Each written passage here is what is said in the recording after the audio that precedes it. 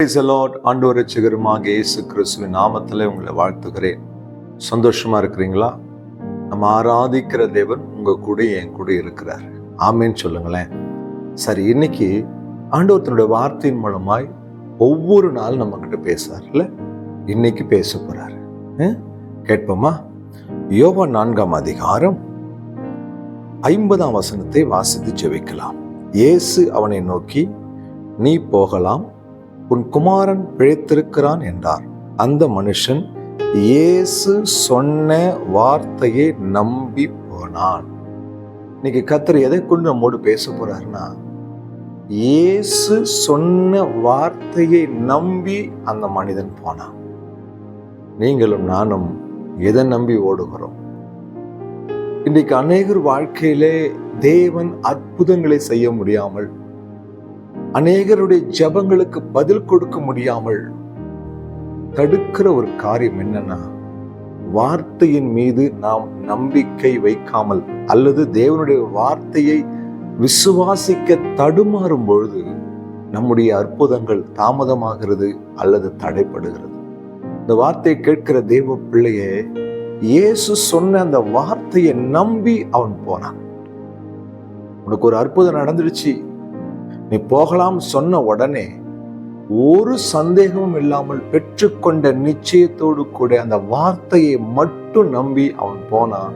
அந்த வார்த்தை அவன் வாழ்க்கையிலே அற்புதங்களை கொண்டு வந்தது, அதிசயத்தை நடத்தினது. எனக்கு அருமையான தெய்வ பிள்ளைகளே, ஆண்டவர் நமக்கு எத்தனையோ வார்த்தைகளை கொடுத்திருக்கிறார். சில நேரங்கள் அந்த வார்த்தைகள் மேலே நமக்கு சந்தேகம் வருது. சில நேரங்கள் அந்த வார்த்தைகளை உதாசீனப்படுத்துகிறோம். சில நேரங்கள் இந்த வார்த்தைகளை ஒரு பெரிய விஷயமா எடுத்துக்கொள்ளுகிறது கூட இல்லை. ஆனால் கர்த்தர் உங்களுக்கு ஒரு வார்த்தை கொடுத்தாருன்னா, எந்த நிலைமையிலும் அந்த வார்த்தையை நம்பி அப்படியே உறுதியா நில்லுங்க. இயேசு கிறிஸ்துவின் நாமத்திலே அந்த வார்த்தை உங்களுக்கு அற்புதத்தை கொண்டு வரும். ஆண்டவர் ஒரு வார்த்தையை சொல்லிட்டார்னா சொன்னதுதான். பெற்றுக்கொள்வதற்கு ஆயத்தமாயிருங்க. சந்தேகப்படாதீங்க.